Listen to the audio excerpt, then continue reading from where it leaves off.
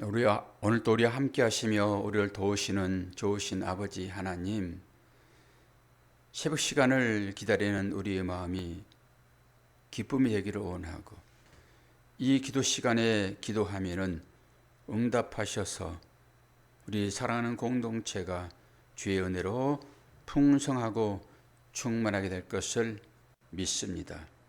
오늘도 그 마음 가지고 주 앞에 나왔사오니 우리들로 하여금 믿음으로 기도하게 하시고, 그 기도의 열매가 우리의 삶 가운데 평강으로 넘쳐날 수 있도록 도와주시옵소서.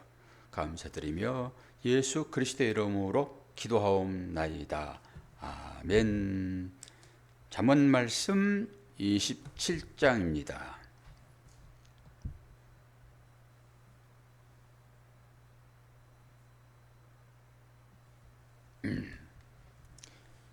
1절부터 마지막 절까지를 봉독합니다. 좀 길기는 합니다. 너는 내일 일을 자랑하지 말라. 하루 동안에 무슨 일이 일어날는지 내가 알 수 없음이니라. 타인이 너를 칭찬하게 하고 내 입으로는 하지 말며, 외인이 너를 칭찬하게 하고 내 입술로는 하지 말지니라. 돌은 무겁고 모래도 가볍지 아니하거니와 미련한 자의 분노는 이 돌보다 무거우니라. 부는 잔인하고 노는 창수 같거니와 투기 앞에야 누가 서리요. 면책은 숨은 사랑보다 나으니라. 친구의 아픈 책망은 충직으로 말미암는 것이나 원수의 잦은 입맞춤은 거짓에서 난 것이니라. 배부른 자는 꿀이라도 싫어하고 줄인 자에게는 쓴 것이라도 다니라. 고향을 떠나 유리하는 사람은 보금자리를 떠나 떠도는 새와 같으니라.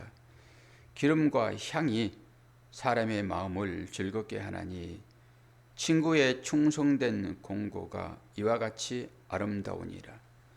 내 친구와 내 아비의 친구를 버리지 말며 내 환난 날에 형제의 집에 들어가지 말지어다. 가까운 이웃이 먼 형제보다 나으니라. 내 아들아, 지혜를 얻고 내 마음을 기쁘게 하라. 그리하면 나를 비방하는 자에게 내가 대답할 수 있으리라. 슬기로운 자는 재앙을 보면 숨어 피하여도 어리석은 자들은 나가다가 해를 받느니라. 타인을 위하여 보증선 자의 옷을 취하라. 외인들을 취하여 보증선 자는 그의 몸을 볼모 잡을지니라.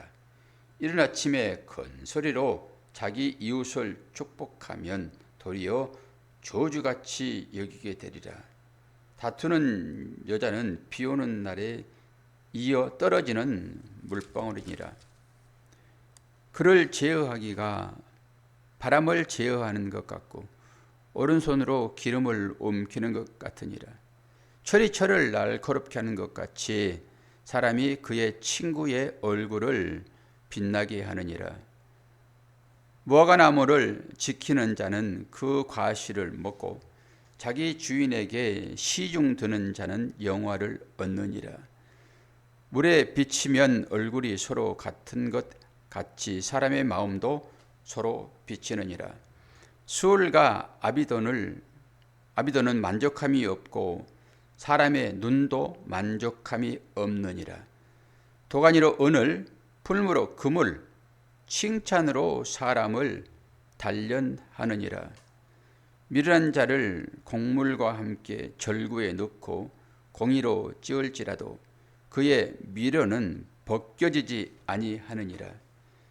내 양떼의 형편을 부지런히 살피며 내 소떼의 마음을 두라. 대저 재물은 영원히 잊지 못하나니 면류관이 어찌 대대에 있으랴. 풀을 벤 후에는 새로 옴이 돋나니 산에서 꼴을 거둘 것이니라. 어린 양의 털은 내 옷이 되며 염소는 밭을 사는 값이 되며 염소의 젖은 넉넉하여 너와 내 집에 음식이 되며 내 요종에 먹을 것이 되느니라. 아멘. 제목은 제가 23절에서 27절까지 소제목을 달았습니다. 청지기의 영성과 목자의 마음. 이 제목만 가지고 묵상해도 오늘 충분하게 우리의 삶을 믿음의 실천적으로 살아낼 수 있겠지요. 1절 한번 보실까요? 너는 내일 일을 자랑하지 말라. 하루 동안에 무슨 일이 일어날는지 내가 알 수 없음이니라. 우리가 주기도문에 나와 있죠. 내일 일은 염려하지 말라. 내일 일은 누구의 일입니까? 주님의 날입니다. 주님의 날. 내일은 내가 어찌할 수 없어요. 그런데 내가 내일을 걱정한다? 내일을 염려한다? 라고 하는 것은 내가 내일을 주관할 수 있다라고 하는 영적 교만입니다. 우리가 어떻게 내일을 마음대로 할 수 있어요? 우리 능력의 한계치 너머에 있는 거잖아요. 그것은 주님이 하신 일입니다. 창조주가 하시는 일이라고요. 그러니까 내일 어떻게 될 것이다. 너무 염려하지들 마세요. 오늘을 사십시오. 오늘 현재 지금을 사셔야 돼요. 지금 내가 어떤 처지에 있는가가 너무 중요해요. 그래서 과거를 묻지도 말고 내일을 염려하지도 마십시오. 오늘 현재를 살아내야 된다라고 하는 것이 1절의 얘기예요. 우리가 내일이라고 하는 것은 돌아올 시간이잖아요. 이 시간을 우리가 통제할 수 있습니까? 아니, 그렇게 된다고 그러면은 그분이 하나님이시죠. 시간을 통제할 수 있다. 시간을 내 마음대로 할 수 있다. 그러면 저는 그 앞에 가가지고 주님이라고 부를 거예요. 하나님이라고 부를 거예요. 근데 우리는 그렇게 할 수 없다라고 하는 거잖아요. 우리는 내일을 소유할 수 없습니다. 우리는 한계를 지닌 피조물에 불과하다. 이런 얘기예요. 이 마음만 제대로 확 박혀도 오늘 우리가 어떻게 살아야 될 것인지를 알 수 있겠죠. 그렇게만 인식이 되어진다 그러면은 뒤 부분들은 별로 염려가 안 돼요. 뒤 부분들 쭉 나오는 그 얘기들이 사소한 얘기들이잖아요. 사소한 얘기. 어제도 우리가 얘기를 했죠. 개 싸움에 말려들다가 개의 귀를 잡아보라. 그럼 어떻게 될 것인가? 너무나도 자명하죠. 나무 일에 창가르지 말라 이런 거잖아요. 그 집안에서 여자의 잔소리 어떻게 비유했습니까? 성경이 위에서 떨어지는 물과 같다. 오늘 또 그 얘기 하잖아요. 다 우리가 여자예요. 여자. 신부라고요. 그 신부들이 자꾸 잔소리들을 하게 되면은 어떻게 된다고요? 기둥뿌리가 썩는다고요. 결국 무너집니다. 오늘 일에 만족하고 사세요. 내일 어떻게 될 것인가 너무 염려하지 말라라고 하는 것입니다. 미래는 내일이 아니다. 좀 더 나가볼까요? 내일은 허상이에요. 너무 끔찍합니까? 내일이 허상이라고 그러면은 아니요, 실제입니다. 그게 내일은 허상이라고요. 너무 신기루를 쫓지 마십시오. 어떻게 될지 몰라요. 너무 성공에 집착하지도 말고 오늘 주어지는 일, 내일 연결될 것이다 생각지도 말고 오늘 현재 주님의 마음으로 잘 살아내면 되지 않겠나 싶습니다. 허상을 붙잡지 말고 오직 지금 여기, 그 말이 무슨 말입니까? 하나님께 내 영혼에 닻을 내려라. 하나님께 세상에 닻을 내리지 말고 하나님께 내 영혼에 닻을 내릴 때 그 배는 안전할 것입니다. 세상의 어떤 풍랑도 이겨낼 수 있는 든든한 닻이 될 것이다 라고 생각을 합니다. 5절과 6절을 보고 17절을 먼저 봅니다. 5절 6절. 면책은 숨은 사람보다 나으니라. 친구의 아픈 책망은 충직으로 말미암는 것이나 원수의 잦은 입맞춤은 거짓에서 난 것이니라. 17절. 철이 철을 날카롭게 하는 것 같이 사람이 그의 친구의 얼굴을 빛나게 하느니라. 어떤 얘기입니까? 이게 거울 영성입니다. 거울 영성. 이 다른 사람을 통해서 자신을 살펴보는 것입니다. 사실 나는 나를 잘 몰라요. 누구를 통해서 나를 알 수 있을까요? 상대의 얼굴을 통해서요. 그 얼굴에 수만 가지의 마음들이 들어있잖아요. 그 얼굴이. 파님이라고 해가지고 복수를 쓴다고 말씀드렸죠. 그 얼굴은 누구의 얼굴을 가면을 쓰고 나오는 것입니까? 하나님의 얼굴이요. 하나님의 얼굴을 가면을 쓰고 나온 것입니다. 그래서 가면을 깨뜨릴 때만 그 안에서 하나님의 본 모습이 드러나요. 내가 쓰고 있는 이 얼굴은 가면입니다. 그래서 이 얼굴이 전부 치장되어 있죠. 권사님 오늘 또 화장하고 나오셨죠? 조금만 찍어 바르시잖아요. 땡기니까. 저도 이제 면도를 하게 되면 땡기잖아요. 그러면 이제 화장을 조금 하죠. 스킨이라 바르잖아요. 이게 전부 화장하는 거잖아요. 이 가면된 얼굴이죠. 가면된 얼굴. 이 가면된 얼굴 뒤에 하나님의 본 모습이 있다고요. 하나님의 본 모습을 끌어내기 위해서는 이 위장되고 이 가장된 이 얼굴을 깨뜨리셔야 돼요. 근데 우리는 이걸 내밀지요. 그래서 이걸 어떻게 이쁘게 칠할까? 치장할까? 포장할까? 여기에 온 마음이 가 있는 거잖아요. 그런데 우리는 어디에서 내 본 모습을 볼 수 있다고요? 상대에게서, 친구에게서. 철이 철을 날카롭게 하잖아요. 나 날카롭고 싶지요. 날카롭고 싶잖아요. 지성이고 뭐든지 다 가네. 그런데 어떤 것을 통해서만 날카로워질 수 있어요?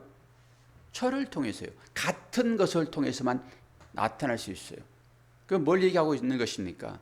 나는 나를 볼 수 없으므로 상대를 보고 나를 판단하는 것입니다. 우리는 상대의 잘못된 모습을 보면은 아주 무시하고 비난하고 조롱하고 평가절하합니다. 오늘 말씀에 비춰보게 되면 그게 내 모습이라니까요. 나를 기분 나쁘게 하게 되면 꼴도 보기 싫어요. 그 모습이 상대에게 비춰진 내 모습이에요. 내가 하는 내 모습이 또 상대에게 비춰지는 거고. 이게 얼마나 깊은 영성입니까, 이것이? 야, 내 안에 저거 있겠다. 그리고 그것을 부수려고 그러면은 내가 할 수 없어요. 그가 나를 부수는 도구로 쓰여지는 것입니다. 자기가 드러났잖아요. 그러면 고치려고 하지요. 안 드러나니까 문제가 되는 것입니다. 율법은 어떤 역할을 한다고요? 죄를 드러나게 한다고요. 죄가 드러나야 해결책을 만들지요. 나는 죄인입니다. 그래야 하나님이 도우세요. 나는 의인이에요 라고 하게 되면 너 의인이야? 그럼 그대로 살아. 네 멋대로 살다 너는 죽는 거야. 이런 얘기잖아요. 오늘 그 얘기입니다. 5절, 6절, 7절이. 그래서 거울의 영성과 타자를 통한 자인식이에요.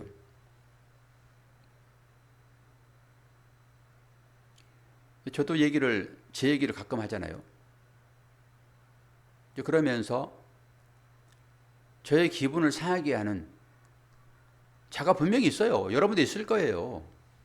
자기의 기분을 상하게 하는 자들이. 그러면은 이제 기분을 망치지 않게 하여 그를 멀리하지요. 그게 인간적인 심리입니다. 그게 기본적으로. 싫은 거잖아요. 그러니까 내가 상처받지 않으려고 멀리해요. 그러면 이거 치료되지 않습니다. 이게 영성의 사람은 그걸 깨닫잖아요.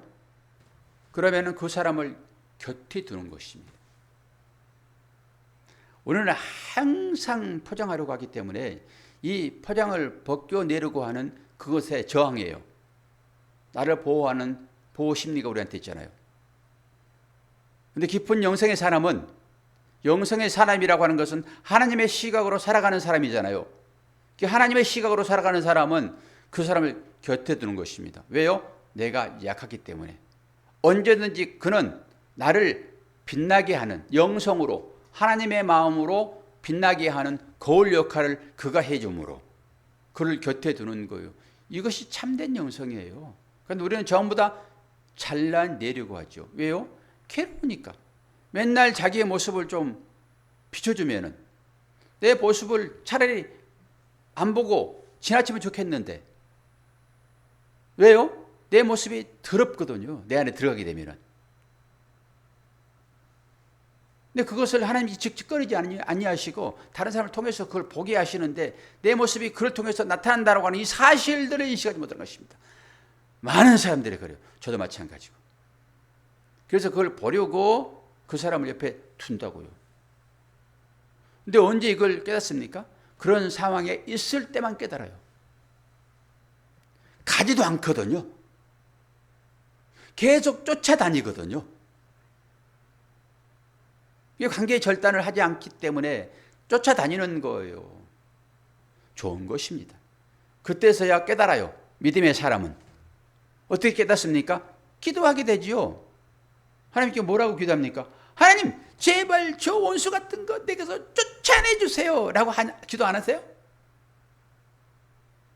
쫓아내주세요 말이 거북스럽습니까? 하나님, 저 얼굴 좀 안 보게 해주세요.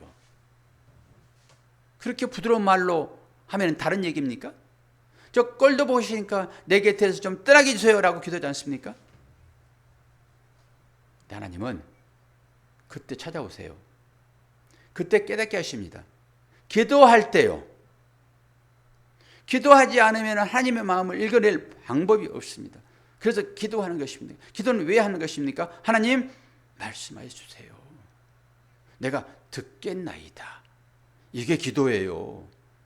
맨날 이 가면 쓰고 살아가는 이 사람이, 하나님, 오늘도 좀 이쪽에 좀 눈썹 좀 더 잘 그려주세요. 여기 좀 이렇게 해가지고 문신했는데 좀 잘 안 지워지게 좀 잘하게 해주세요.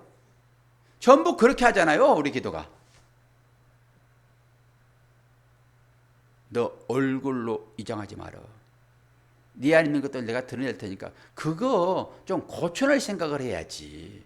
왜 자꾸 가면에다 뭘 터치려고 하니? 라고 말씀하신다고요. 언제요? 기도할 때. 기도하지 않으면 아버지의 마음을 읽어낼 수가 없습니다. 철이 철을 날카롭게 해요. 그 철 나한테 다가오게 되면 힘들다니까요. 왜 나는 철이 되고 싶어요. 나는 날카롭게 되고 싶어요. 나는 지혜롭게 되고 싶어요. 명철하고 싶어요. 나는 하나님의 사람으로 잘 반듯하게 살고 싶어요. 근데 내 내면은 엉망진창이거든요. 무뎌 있거든요. 그 잘 될 것이다 라고 하는 이 칼로 뭔가를 행하는데 행할 때마다 그냥 살점이 떨어져 나가요. 살듯하게 벼지지 않고. 안 되니까 계속 문제되잖아요. 거기 안 잘라보셨어요, 권사님?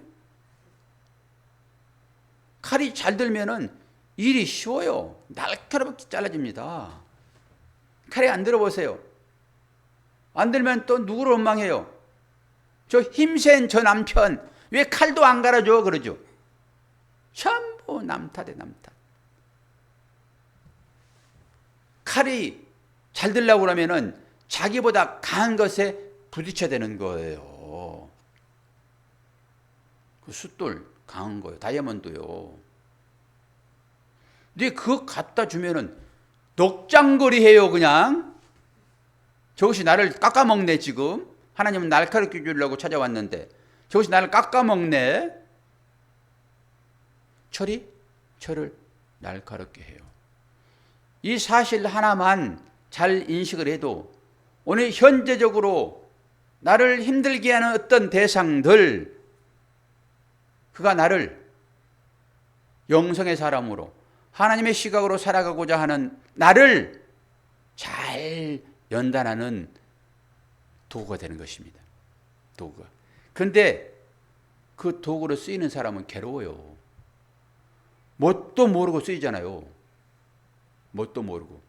그럼 반대편에 가가지고 그도 나처럼 생각하면 돼요. 나처럼. 아, 나를 연단시키기 위하여 그 어떤 상황들이 있었구나라고. 왜 자꾸 남 탓만 해요? 자기는 돌아봐야지.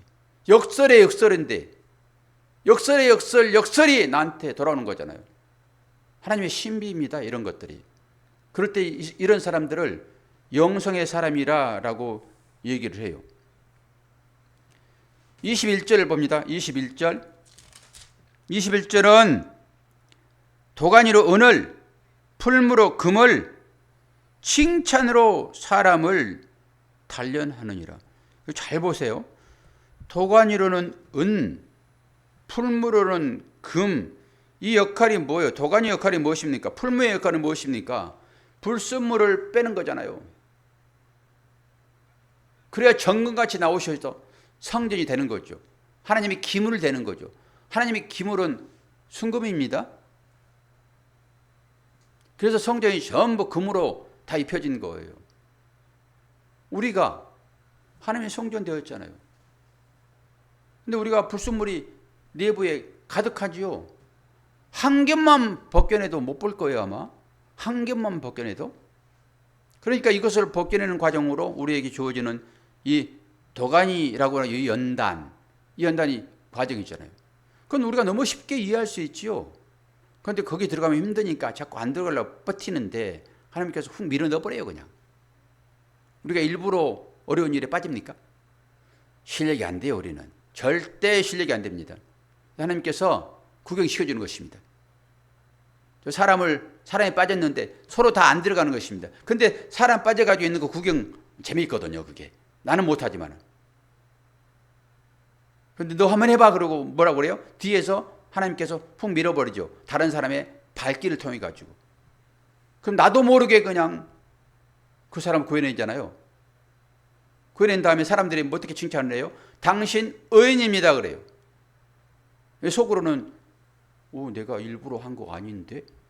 누가 나를 밀어가지고 빠졌는데? 그래서 구했는데? 하나님은 그렇게 우리를 사용하신다고요. 대부분 다 그렇습니다. 이 시각을 볼 수 있습니까? 어떤 상황이 발생되게 되면은 하나님께서 나를 발길질해 가지고 밀어넣구나, 이 시각이 우리한테 있냐고요. 이 도가니가 그 역할을 하는 거예요. 그럼 뒷부분 보세요. 뒷부분이 어떤 것입니까? 칭찬도 도가니 같은 역할을 한대요. 칭찬도. 21절. 칭찬으로 사람을 단련하느니라. 그럼 이 도가니는 어떤 도가니입니까? 잘못된 도가니일 수 있어요. 무조건 다 좋은 거 아니에요. 칭찬으로 사람을 단련한대요. 이게 술 아닙니까? 그런데 이 칭찬을 받는 사람이 어떻게 나타나느냐가 중요해요.